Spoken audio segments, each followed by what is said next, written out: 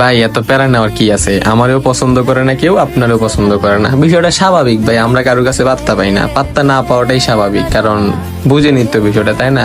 থাক, সমস্যা নেই, কান্নাকাটি করার দরকার নাই। একদিন আমাদের কেউ কেউ পাত্তা দিবে, ঠিক আছে?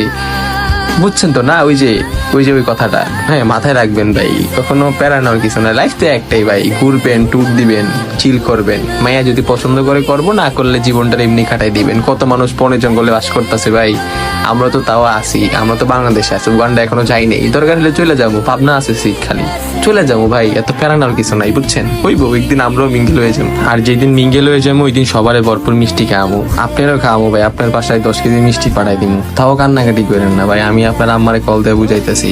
আপনি বিয়া কইরা ফেলান ভাই, যদি কেউ পাত্তা না দিয়ে বিয়া কইরা ফেলান, অন্তত বিয়া তো করতে পারবেন না। কোন একটা মাইয়া দেখে বিয়ে করে ফেলান, আমি সাক্ষী দিব দরকার হলে ভাই। ম্যানেজ আমি করবো, এত প্যারা নিয়েন না ভাই, তাও কষ্ট পাবেন না।